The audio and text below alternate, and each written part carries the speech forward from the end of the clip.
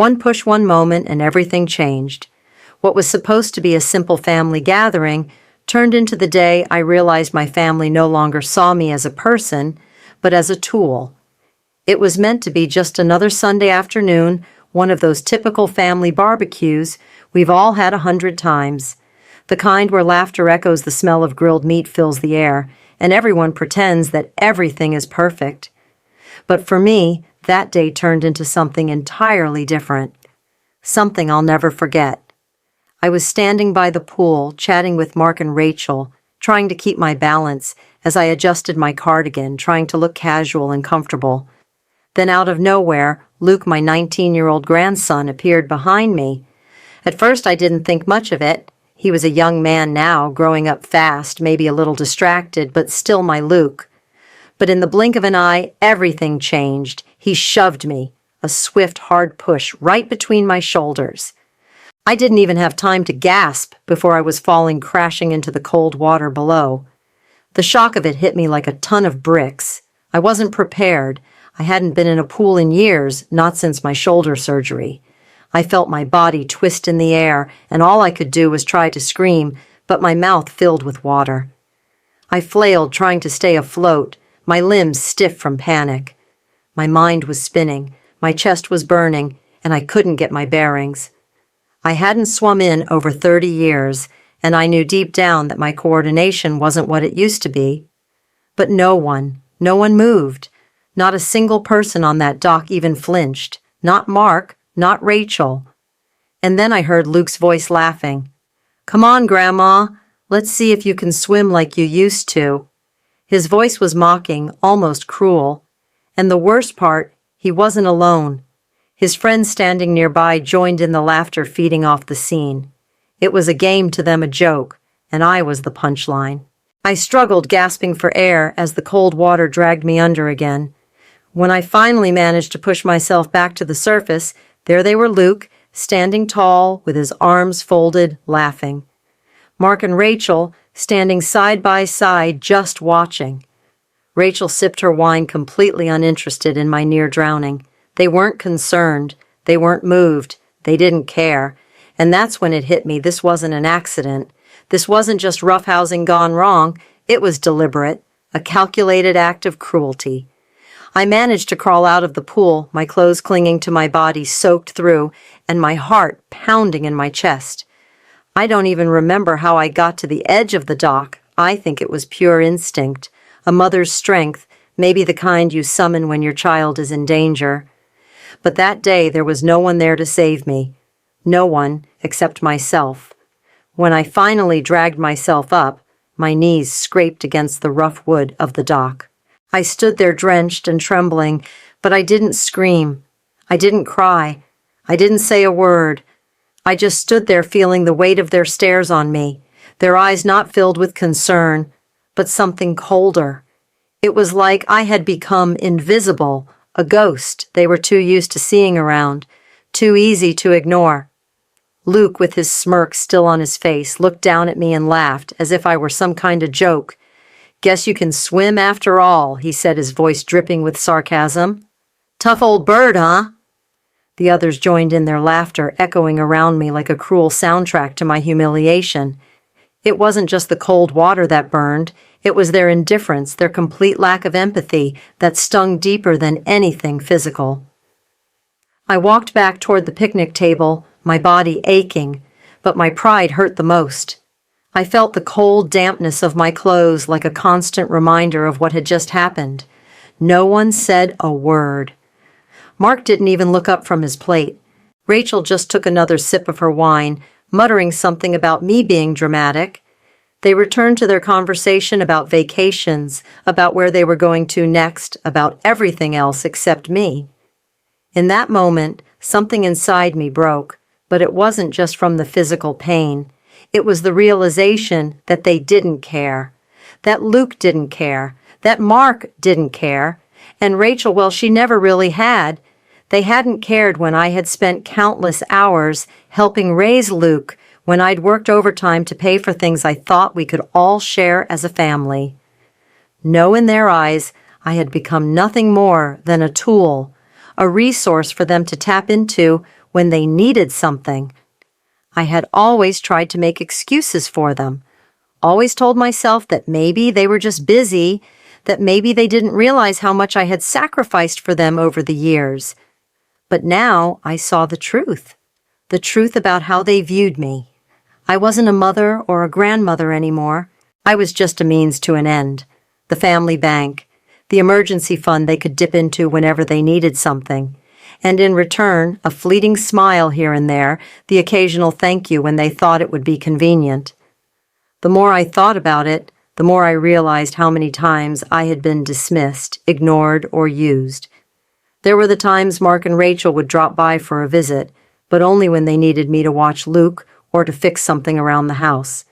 The endless requests for money loans that were never repaid, favors that were forgotten. They'd ask me for help but never offered anything in return. No kindness, no understanding. Just a quiet assumption that I would always be there ready to serve. Luke at one point used to be different. I remember when he was just a little boy running to me with wildflowers from the yard, his face lighting up as if I were the most important person in his world. I remember Sunday mornings where he would curl up next to me on the couch, resting his head on my shoulder as we watched cartoons together. He used to tell me I was the best part of the house. I used to believe that. I used to believe that love was something we shared, something deep and unbreakable. But now I saw the truth. Luke had become a product of his environment. He had learned this indifference, this cruelty from the very people who were supposed to love and protect him. Mark and Rachel had taught him that love had conditions, that affection could be traded for favors, that loyalty was something to be manipulated, not earned. They had shaped him into someone who believed that cruelty could pass for confidence and that love came with no consequences. And it hurt. Oh, how it hurt. But the hardest pill to swallow wasn't the fact that Luke had changed. It was the realization that I had let it happen, that I had allowed myself to be used to be treated as a lesser being simply because I wanted to keep the peace.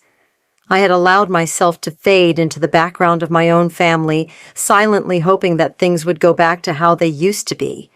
But I couldn't keep making excuses for them anymore. I couldn't keep pretending that I didn't see what was happening. This was it. This was the moment when I stopped excusing their behavior, when I stopped clinging to the memory of the boy who once loved me and started facing the reality of the man who had replaced him. And for the first time in a long time, I knew what I had to do. I was done being invisible. I was done being the one they took for granted. I wasn't just drying off from the lake water that day. I was drying off from their behavior, from their neglect, from their lack of empathy. And as I sat there still wet, my body aching, and my heart splintered, I knew that this was just the beginning. This was where everything changed. As I sat there still drenched and shaking, I couldn't help but replay the moment over and over in my mind. The sight of Luke standing on the dock, his arms folded, laughing, while I fought to stay above water, kept replaying like a broken record. But what hurt even more was realizing how far he had come from the boy I had once loved with all my heart. Luke used to be different. He used to be my little boy. I remember how, when he was younger, he would run to me with wildflowers in hand, his eyes wide with excitement. "Look, Grandma, I picked these just for you," he would say, and I'd watch his face light up with pride as if he had just brought me the world. And on Sunday mornings, when he was still small enough to curl up next to me on the couch, he would lay his head on my shoulder and we would watch cartoons together. I'd stroke his hair and feel the warmth of his little body against mine, and for those few moments, everything felt perfect. He used to say to me, "You're the best part of this house, Grandma." But that Luke, the one who used to bring me flowers and hold me close, was gone. In his place was a stranger, a young man who mocked me, who laughed as I struggled to breathe in the water. I couldn't understand what had happened. When had it changed? When did he become someone I didn't recognize? The more I thought about it, the clearer it became. Luke hadn't changed overnight. It had been a slow transformation, gradual but undeniable. I saw it in the way he started pulling away when he turned 16. The constant presence of his phone in his hand, the lack of interest in our Sunday mornings, the way he stopped sitting with me at the table. At first, I told myself it was just the typical teenage rebellion. He was growing up, becoming more independent, and I just had to give him space. But over time, it became obvious it wasn't just about growing up. He was becoming someone else. And now I saw it for what it truly was. Luke's behavior wasn't just the result of his teenage years, it was learned. His cruelty was a direct reflection of how his parents had treated me. Mark, my own son, had always been distant, but it wasn't just indifference, it was dismissiveness. He would brush aside my concerns, making jokes about my age, or worse, about my old-fashioned ways. Rachel, his wife, had always been more subtle, but just as cold. She'd smile at me, but it was a smile that didn't reach her eyes. When I'd ask for help, it was like I was bothering them. When I'd talk about something that mattered to me, they'd exchange looks as if I were just a nuisance. I began to realize that Luke had been watching them. He had seen how Mark and Rachel treated me over the years, how they dismissed my feelings, ignored my needs, and only showed up when they needed something. He had learned from them that love was conditional, that respect was something to be earned only if it suited them. And now he was applying those lessons to me. I never wanted to believe it. I never wanted to admit that my own son Mark had contributed to turning his son into someone capable of such cruelty. But the evidence was all there. Mark had never been the kind of father who set an example of kindness or empathy. He'd been selfish, wrapped up in his own world, and Rachel, well, she had always made me feel like I was a burden, a relic of a time she couldn't quite understand. It wasn't just Luke who had changed. The entire family had shifted, and I had been blind to it for far too long. Luke wasn't born this way. He wasn't born to laugh at someone's pain, to dismiss their struggles as dramatic. He had learned it. He had learned it from his parents, from the people I had trusted the most, the people I had given so much to and who had never once given back. And that hurt more than I could put into words. It was in that moment, sitting there in the silence, that I knew what had to be done. I had spent so many years making excuses for them, trying to explain away their behavior, thinking it would get better if I just kept my head down and let it go. But that day, that moment in the pool, was the final wake-up call. Luke's cruelty wasn't just his fault. It was a reflection of everything that had been allowed to fester in this family for years. And I was done. I was done pretending that their behavior was something I could fix, that somehow they would change and realize what they had done. It was clear now it wasn't going to happen. If anything, I had been enabling it. As I sat there still shivering, my clothes sticking to me, I knew I couldn't let this go any longer. I couldn't keep being the one who gave and gave, expecting nothing in return. Luke had learned from the worst example, but now it was my turn to show him a better way, a way that didn't involve cruelty, neglect, or silence. I was done being invisible, done being the punching bag for their mistakes. And that, I knew, was the first step in reclaiming what was rightfully mine, my dignity. That day after the barbecue, I sat in silence for hours, the sting of Luke's laughter and the indifference of Mark and Rachel still echoing in my mind. The coldness of the water had nothing on the chill that had settled in my chest. I kept asking myself, how did we get here? How had I allowed myself to be treated this way? How had I allowed them to walk all over me, to take from me, to dismiss me like I was nothing more than a tool they could use and discard at their convenience? I couldn't keep doing this. I couldn't keep making excuses for their behavior. I couldn't pretend that maybe things would change if I was just patient enough, if I gave them more time, if I allowed their cruelty to continue sliding by unnoticed. No more. I had to stop. I had to take control of my own life, my own future. For too long, I had let them control me, let them manipulate me with their charm, their empty promises, and their occasional fleeting displays of affection. But all of that had been a lie, and I knew it now. So I decided enough was enough. I made the call. The first step was to get legal advice. I didn't have much of a clue about the process, but I knew one thing for sure: I wasn't going to let Mark and Rachel take advantage of me any longer. I wasn't going to let them continue to use me as their safety net. I wasn't going to let Luke think he could continue mocking me, belittling me, and expecting that I would just take it, because I had always been the one to give. I called Peter Holloway, an estate lawyer I had met years ago, when Cliff and I had first started making plans for our future, for our family. Peter had been professional and kind, and I remembered that he had a soft spot for my sense of fairness. I needed someone who understood the importance of standing up for yourself, especially when the people who should be supporting you were the ones tearing you down. When I walked into Peter's office a few days later, I felt a sense of clarity I hadn't experienced in years. I didn't feel weak. I didn't feel afraid. I felt empowered. Peter looked up from his desk as I entered, and without saying a word, he stood and shook my hand. There was no need for small talk. I sat down, and we began the process. I want to revise my will, I told him firmly, my voice steady, even though my heart was racing with the knowledge that what I was about to do would change everything. I want to ensure that my assets are no longer going to my son and his family. They've used me for too long. Peter didn't flinch. He simply nodded, taking out the documents I had brought with me, the ones Cliff and I had put together years ago. As he flipped through them, I could feel the weight of my decisions sinking in. I wasn't just changing the distribution of money. I was changing the entire dynamic of my family. I was reclaiming my power. I'm going to make sure the funds from the family trust go elsewhere, I continued. I don't want them to be able to touch it. They don't deserve it. Peter looked up, his expression kind. Margaret, are you sure about this? I don't want you to rush into a decision you might regret.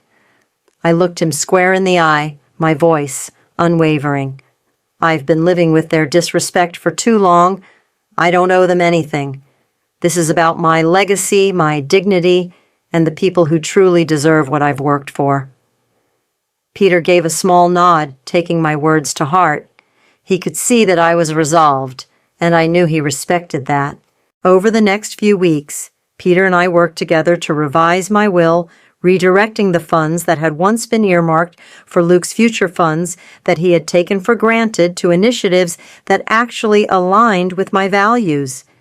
I donated a portion to scholarships for first-generation college students. I allocated some to charitable organizations that focused on women's empowerment. The money I had once earmarked for Luke's education gone, redirected to causes that truly mattered to me.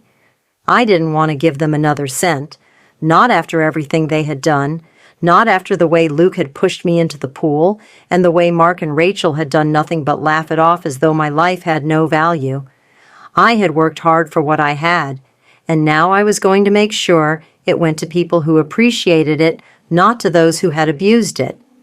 It wasn't just about the money. It was about sending a message that I was no longer their punching bag, that I was no longer going to be the grandmother who put up with their neglect and mistreatment because I was afraid of confrontation. I wasn't afraid anymore, and I wasn't going to let them continue to control me even from beyond the grave. When everything was finalized, I felt a strange sense of peace. It wasn't the peace of revenge. It was the peace of reclaiming control over my own life. I had done what I needed to do. I had stopped making excuses for them, and now it was time to see who really cared. The decision to revise my will was only the beginning. As the days passed, I could feel the weight of the shift in me, the quiet, steady resolve to reclaim my life. I had taken the first step towards standing up for myself, but the next step was just as important. I had to live that decision. I had to walk away from the people who had used me for so long, the people who had taught me that love was transactional, not unconditional. I started small. I stopped answering their calls, Mark, Rachel, and even Luke. Each time the phone rang, I would let it ring, watching the screen light up with their names. It wasn't that I hated them, not exactly, but I couldn't keep pretending that everything was fine, that they weren't causing me pain. And every time I answered, it felt like I was just allowing them to continue taking from me. I stopped offering help, too. It had always been so easy for them to call me when they needed something, money for this, a loan for that, my time and energy for their endless list of demands. But no more. The last time Mark had asked me for a loan, I had said no. And when Rachel had asked if I could help watch Luke while they went on their weekend getaway, I simply told her I had other plans. It wasn't harsh, but it was final. I wasn't going to continue being their fallback option anymore. But the most significant change, the one that truly marked my withdrawal, was when I made the decision to leave. I had been thinking about it for months, maybe even longer. I could no longer bear the weight of being surrounded by people who saw me only as a convenience, a safety net for when things went wrong. I knew I needed space. I needed to breathe without the constant pressure of their expectations. One morning I packed a small suitcase, just the essentials. A few sweaters, my gardening gloves, Cliff's old flannel shirt, and a photo of me holding baby Luke. I could still hear his giggles in my mind as I folded the picture carefully and placed it in the suitcase. It wasn't that I wanted to forget him. Far from it. But it was time to let go of the version of him I had clung to for so long, the version that was warm and loving. It was time to accept the truth that he had changed and I had to change with it. I left my house, the place that had once been full of memories of laughter and warmth. Now it felt hollow. It was a house filled with ghosts, ghosts of a family that no longer cared. No one even noticed as I packed my things. No one asked where I was going or why I was leaving. The suitcase sat by the front door, and they merely glanced at it as they continued with their lives, oblivious to what was happening. Mark was too busy with his work. Rachel too wrapped up in her phone. Luke, well, he barely even acknowledged me anymore. He'd come in and out like a stranger, a shadow passing through the house. When I left that morning, I didn't even say goodbye. I didn't need to. The silence between us was the goodbye. It was final. The life I had lived for so many years, being the mother, the grandmother, the constant caregiver, was no longer mine to give. I had nothing left to offer them, and I wasn't going to beg for scraps of attention anymore. I moved to a small retirement village by the coast. It wasn't glamorous, but it was peaceful, quiet. I needed the calm. The village was tucked away in a serene little cove, surrounded by nature, with the soft sounds of the ocean always in the background. There, I could be myself again, away from the noise, the constant demands, and the expectations that had weighed me down for so long. At first it felt strange, empty almost. The house I had left behind, the familiar rooms, the worn-down furniture, the smell of the kitchen was gone, and I was left in a small, simple space. But slowly, as the days turned into weeks, I began to feel something I hadn't felt in years, peace. For the first time in a long time, I wasn't worrying about what Mark or Rachel needed. I wasn't checking my phone for messages from Luke, hoping he'd finally call or come by. I was just living. And as the weeks went by, their attempts to reach me grew more frequent. Mark sent text messages asking if I was okay, if I needed anything. Rachel called asking if I had forgotten something at the house. And Luke. Luke left a few voicemails telling me how much he missed me, how he wanted to visit. But I didn't answer. I couldn't answer. I needed this time. I needed to stay strong in my decision. There was no anger in me, not anymore, just a quiet resolve. I had been invisible in my own home for far too long, and now for the first time in years, I was finally seen. I was seeing myself, not through their eyes, but through my own. And it was the most freeing thing I had ever experienced. They could try to reach me. They could send their texts and calls, their desperate pleas for attention. But I knew one thing for sure, they would never get the chance to drown me again. The days passed quietly in my new life by the coast. Each morning I woke up to the sound of the ocean crashing gently against the shore, and I felt a sense of calm wash over me that I hadn't known in years. I was far away from the noise of my old life, far from the constant demands of Mark, Rachel, and Luke. For the first time in a long time, I wasn't being pulled in a million directions. There was no one here to call me when they needed something. No one here to take from me. Just silence. Sweet, peaceful silence. And it was in this silence that I began to find something I didn't know I had lost my power. At first, it was hard to sit with that silence. I had spent so many years being the one to fill the space in my family. I had been the one who fixed things, who stepped in when needed, who gave and gave until I had nothing left to offer. It felt strange at first not to answer the phone when Mark called or to respond when Rachel texted. I used to jump at the chance to help them to do anything I could to make their lives easier. But now each time they tried to reach me, I let it go. I let it ring. I let it be. And in that space, I found my power. It wasn't a loud, dramatic kind of power. It wasn't the kind you see in movies where someone stands up and yells demanding respect. No, my power was quiet, subtle. It was the power of not reacting, of not giving in to their demands, of not letting them pull me back into the chaos of their world. They thought they still had control over me. Mark thought he could still ask for money whenever he needed it. Rachel thought she could still drop by and expect me to help with Luke or to cook a meal for them. Luke, well, he probably thought he could just pick up the phone and call me expecting the same unconditional love he had always gotten. But they were wrong. I wasn't their safety net anymore. I wasn't their backup plan. And they were starting to realize it. Slowly over time, they began to understand that my silence wasn't weakness. It wasn't the silence of someone who had given up. It was the silence of someone who had finally found their voice. I started to write in my journal. At first, it was just little notes, thoughts that came to me in the quiet moments when I sat by the window watching the waves roll in. But soon the words flowed more freely. It became a ritual for me, a way to reflect on everything that had happened and everything that was still to come. One night, as I sat at my small kitchen table with the ocean breeze in my hair, I wrote a sentence in my journal.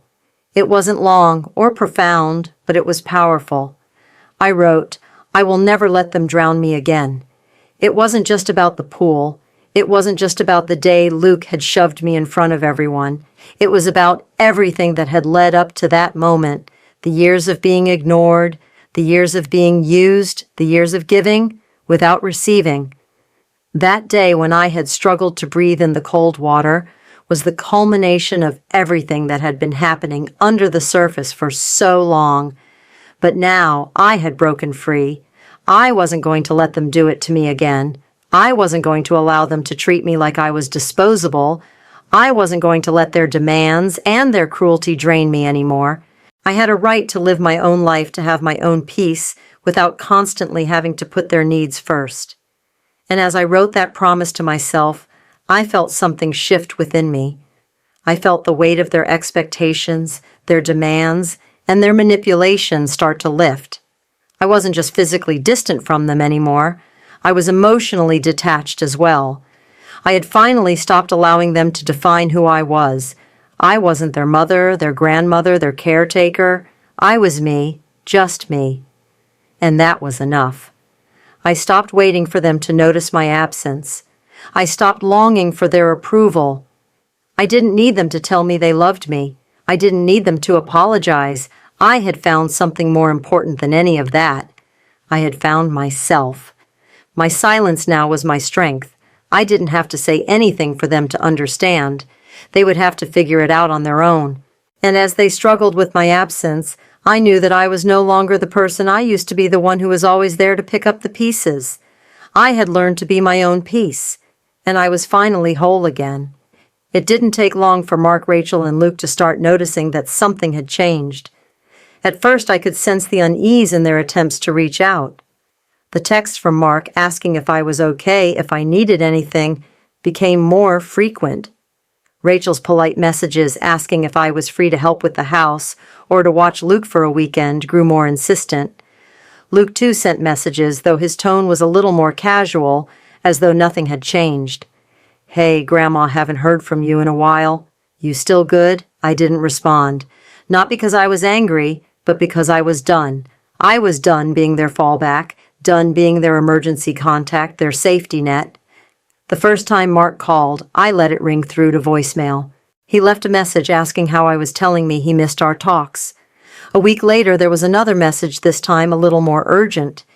He was planning to take the family on a trip and needed my help watching Luke. The following week, there was a financial request. "I'm in a bit of a bind," Mark's message said. "Could you help with a loan for the house?" You know how tight things are. I felt the familiar pull, the old habit of wanting to help. But something inside me stopped it before it could start. I didn't call back. I didn't respond. It wasn't out of malice. It was because I needed to stay firm in my decision. I needed to let them feel the reality of their behavior. They had used me for far too long, and I wasn't going to let them do it any longer. As the weeks passed, the messages became more desperate. Rachel started calling too. Her requests were subtler, wrapped in polite phrases about catching up and just wanting to see how I was doing. But the pattern was clear. She wasn't calling to see how I was. She was calling to get me back into the fold, to make sure I was still the grandmother they could rely on to pick up the pieces when things went wrong. But I didn't answer. Not once. I knew that if I picked up, I'd be pulled right back into their world. And that world where I was a source of convenience rather than love wasn't mine to be a part of anymore. And then came Luke's phone calls. His were the most difficult to ignore.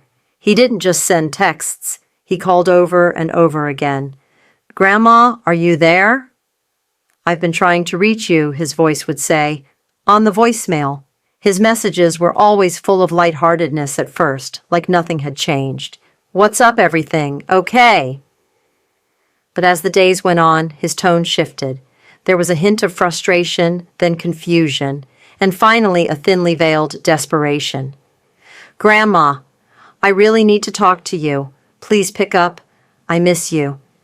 It broke my heart. The same boy who once ran to me with flowers, the one who had hugged me so tightly, who used to crawl into my lap and ask if I could read him a story, was now the one who had become distant and indifferent.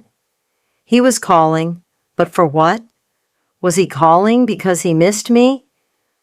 Or was he just looking for the next thing I could give him, the next loan, the next favor, the next emergency that only I could fix? I didn't pick up. Eventually, I knew they were starting to realize something. My silence wasn't a mistake. It wasn't me being too busy or forgetful. It was deliberate. It was me taking my power back. They had underestimated my resolve, and now as they struggled to figure out why I wasn't answering, they realized the truth: they no longer had control over me. But that wasn't the end of it.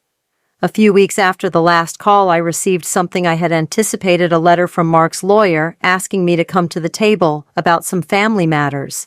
At first, I considered ignoring it, but I knew that this was just another attempt to get me to give up my autonomy, another way to pressure me into doing what they wanted. So I took a deep breath, and I did what I had been preparing for. I sent the letter back with a firm response. The message was clear and precise. I have redirected my assets, including my trust funds, to causes I believe in. No financial support will be provided to any of you. You will need to contact my lawyer, Peter Holloway, if there is any further discussion needed. That letter was a turning point. It was the first time in years that I had spoken with such clarity, such finality. I wasn't just walking away from them emotionally. I was walking away financially too. And as I sent the letter off, I felt a strange sense of relief. The weight I had carried for so long, the weight of being the family's financial provider, the one everyone turned to in times of need, was gone. I had done everything I could for them. I had sacrificed my own needs, my own peace for years. But no more. Their attempts to regain control continued. Luke sent a few more emails trying to reconnect, trying to pretend everything was normal. But I didn't respond. Mark and Rachel. Their phone calls became fewer, but still persistent. They didn't get it. They couldn't understand why I had changed, why I wasn't just giving anymore. But the truth was simple. I had been drained dry by them for too long. They had used up my kindness, my money, my time, and I had nothing left to give. And finally, they understood they no longer had any power over me. It didn't take long for the ripples to spread. Mark and Rachel, who had once walked through life with an air of entitlement, began to feel the effects of my absence. At first, they thought they could simply carry on without me, that I would quietly fade into the background. But slowly, people began to notice the absence of the one person who had always been there to fix things, to keep the family together, to lend a helping hand when things went wrong. I had always been the glue holding it all together, whether I was organizing family gatherings, offering my financial support when Mark's business ventures fell short, or babysitting Luke at the drop of a hat. I had been the reliable one, the one who never asked for anything in return, the one who quietly accepted their demands without complaint. But without me in the picture, things began to unravel. At first it was subtle, little whispers among friends, relatives, and acquaintances. People started asking Mark and Rachel why they hadn't seen me around, why I wasn't attending family events anymore. There was confusion, and then came the judgment. Mark and Rachel tried to brush it off, claiming I was just getting older or that I was taking some time for myself, but the truth couldn't be hidden for long. People weren't blind. They could see what had been happening. They could see that I had been used for far too long, that my absence wasn't because of age, but because I had finally walked away. And as the questions mounted, the cracks in their carefully crafted facade began to show. Mark, who had always been the reliable son on the surface, started to feel the weight of his own reputation slipping. Friends once eager to socialize with him began to distance themselves. They were starting to see the truth. Mark had always relied on me to fix things, to be the one to clean up his messes, and without me, his social standing was starting to fade. Rachel, too, felt the shift. Her perfect image of the polished, well-put-together wife began to crumble. People who once admired her for her charm and grace began to whisper about her coldness, her lack of empathy, and her dismissive attitude toward me, which had been so carefully hidden in the past. But it wasn't just their friends and acquaintances who started to notice. Luke, too, began to feel the weight of the consequences of his actions. His friends, who had once looked up to him as the cool, confident guy with a grandmother who would do anything for him, started to question his behavior. Word spread fast about how he had mocked me, laughed at my distress, and treated me like an inconvenience. The boy who had once been adored by everyone for his sweetness was now the subject of gossip and judgment. And though I knew it hurt him to face the consequences of his actions, it was a lesson he needed to learn. For the first time, Luke was forced to confront the impact of his behavior, not just on me, but on the people around him. He began to lose the respect of his peers who had once admired him for his confidence and charm. People stopped inviting him to gatherings, stopped including him in their plans. The boy who had once been so sure of himself was now left wondering why everything he had taken for granted was falling apart. As the weeks went by, Mark, Rachel, and Luke found themselves isolated. They couldn't go back to the life they had once known, a life built on manipulation and taking advantage of me. Their reputation, once solid, began to crumble. The friends who had once been so eager to spend time with them started to notice the cracks in their character, and slowly they began to back away. Even the closest family members, those who had once overlooked their flaws, began to see the truth. Mark's business dealings, once propped up by my financial support, started to flounder without my help. Rachel's social events, which had once been the highlight of the family calendar, grew sparse. Luke, too, found himself distanced from the people he had once considered friends. Without me, there to smooth over the awkwardness, their world was falling apart, piece by piece. The most striking shift, however, came when I received an unexpected visit. It was from one of Rachel's closest friends, someone who had always admired her social grace and charm. She came by to visit me one afternoon, her face full of concern. "Helen," she said, sitting across from me in the quiet of my new home by the coast, "I know you've distanced yourself, but I just wanted to tell you. People are starting to see what's really going on. They're seeing how they've treated you, and it's not right." Her words were a confirmation of everything I had been feeling. The truth had finally come to light, and no amount of pretending could hide it any longer. Mark and Rachel's manipulation of me, their disregard for my feelings, and their constant use of me for their own gain had become evident to everyone around them, and the consequences of their actions were becoming impossible to ignore. As I listened to her words, I didn't feel anger or resentment. I felt a quiet satisfaction. The truth was out, and it was no longer my burden to bear. The people who had once been blind to their behavior were finally seeing it for what it was. My absence had forced the truth into the open, and the consequences of their actions were hitting them where it hurt the most: their relationships, their reputation, and their sense of self-worth. I had no regrets. I had made my peace, and now it was time for Mark, Rachel, and Luke to live with the consequences of their choices. It had been months since I left my old life behind, months since I walked away from Mark, Rachel, and Luke, and yet the effects of that decision still lingered in my mind. But I knew it was time. It was time to take the final step and make sure that this chapter of my life was closed for good. At first I had hesitated. Leaving had been difficult. For so long, my identity had been wrapped up in being the supportive mother, grandmother, and caretaker.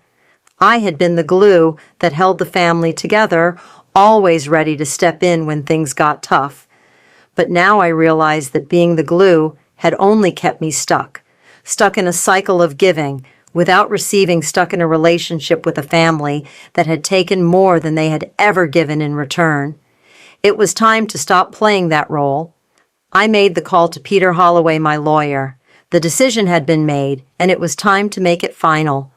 I wasn't just cutting off the financial support anymore. I was cutting all ties. It wasn't easy. There was a part of me that still wanted to hold on, to reach out to try to repair the bond that had been broken. But I knew that bond was beyond repair. They had shown me time and time again that I wasn't truly valued. They had used me, manipulated me, and taken me for granted for far too long. I couldn't be a part of that any longer. Peter's voice was calm as we spoke, but I could sense the understanding behind it. "Helen," he said, "you've made your decision, and I support it fully. We'll make sure everything is taken care of. It's time for you to live your life on your own terms." And that was it. There were no more discussions, no more negotiations. The will had been revised, the trust had been redirected, and the financial assets that once supported Mark, Rachel, and Luke were now directed to causes I believed in. But even more importantly, I had made the final break. No more phone calls, no more texts, no more visits. I was cutting all ties once and for all. The day I sealed everything with Peter, I felt a weight lift from my shoulders. It was the final act of self-care, the final act of reclaiming my life. And yet the most surprising thing was how peaceful I felt. It wasn't the chaotic, unsettling peace that comes from avoidance. It was the deep, quiet peace that comes when you know you've made the right choice. That evening, as I sat in my new little apartment at the retirement village by the coast, I looked around at the simplicity of it all, the soft beige walls, the windows that overlooked the ocean, and the comfortable armchair by the window where I liked to sit and watch the sunset. This was my space, my sanctuary, and it was mine not because I had done something for someone else, but because I had chosen it for myself. I was no longer defined by what I could give to others. Here I was, respected for who I was, not for what I could do for anyone else. People at the village didn't see me as a mother, a grandmother, or a caretaker. They saw me as Helen, a woman who had lived, who had experienced life, and who deserved to enjoy the peace and happiness she had worked so hard for. I no longer had to prove my worth to anyone. I wasn't just a convenience for people to use. I was finally me. In the mornings, I walked through the small garden at the village, the sun warm on my face, the scent of flowers in the air. I made friends here, genuine friends who respected me, who cared about my thoughts, my feelings, and my well-being. They didn't ask for anything from me except my company, and that was more than enough. We spent our afternoons sitting on the porch, sipping tea, and talking about everything and nothing at all. It was simple. It was peaceful. I found strength in the quiet, strength in knowing that I had taken control of my life, that I had finally put my foot down and said enough. I didn't need to be constantly needed. I didn't need to be the one who always fixed things. I could just be, and that was enough. When I thought about my family now, it wasn't with anger or resentment. It was with acceptance. I had done everything I could for them. I had given them my time, my energy, my resources, and in the end, they had shown me who they really were. I had made the choice to walk away, and in doing so, I had reclaimed my own dignity. My peace wasn't about revenge, it was about freedom. The freedom to live life on my own terms, without the burden of others' expectations, without the weight of manipulation hanging over me. I had let go, and in that letting go, I had found something I had never expected: true peace. It was a peace I could hold on to, a peace that was mine alone. And for the first time in years, I could breathe deeply, knowing I had finally made the choice that was right for me. As I sat by the window watching the sun set over the quiet coastline, I found myself reflecting on the journey that had led me here. It felt like a lifetime ago when I had been the center of my family's world, always giving, always supporting, always sacrificing. I had spent years pouring my energy into people who never truly valued me, believing that love and loyalty meant constantly giving, even when I had nothing left to give. But in the silence of this new chapter of my life, I had learned something profound. I had been wrong. I had been caught in a cycle of giving endlessly, trying to fix things that weren't mine, to fix trying to hold together a family that wasn't interested in holding me up in return. It wasn't love that had kept me in that cycle, it was fear. Fear of losing them, fear of being alone, and fear of being seen as weak. But now I could finally see the truth. By walking away, by reclaiming my own life, I had broken that cycle. I had stopped being the person who was always expected to sacrifice, always expected to give, always expected to fix. And in doing so, I had gained something more precious than anything I had ever given away: clarity. I wasn't just living for myself, I was living in the truest sense of the word. I was finally free to be the person I was always meant to be, without the weight of others' expectations pulling me down. As I thought about my family, I no longer felt anger or resentment. I felt peace. I had learned that my absence from their lives was more powerful than any presence I had ever had. It was the absence that spoke volumes, because sometimes walking away is the clearest message you can send. I wasn't needed anymore, and that was okay. I had spent so long thinking that my worth was tied to what I could give, but now I knew better. My worth was simply in being. I had found my voice in silence, and I would never lose it again. Helen's story is a powerful reminder of something we often forget: that our worth is not defined by how much we give, especially to those who take us for granted. It's a heartbreaking truth that many of us face, whether in family dynamics, friendships, or even work. We've been taught to give endlessly, to sacrifice, to be the ones who hold everything together. But at what cost? Helen's journey teaches us that sometimes the most loving thing we can do is let go. We all deserve respect, dignity, and peace, not just from others, but from ourselves. By stepping away from her toxic family, Helen finally reclaimed her life, and that's something we should all reflect on. Are we holding on to relationships' expectations or roles that drain us? Are we letting people define our worth based on what we can give them, rather than who we truly are? The real power comes from knowing when to walk away. Sometimes leaving isn't about giving up, it's about choosing yourself for once. I'd love to hear your thoughts on this. Have you ever found yourself in a similar situation where you had to break free from people who didn't appreciate you? Please share your story in the comments below. And if this message resonated with you, make sure to check out more videos like this one. You won't want to miss them. It's time for all of us to reclaim our peace and put ourselves first. Don't let anyone drown you again.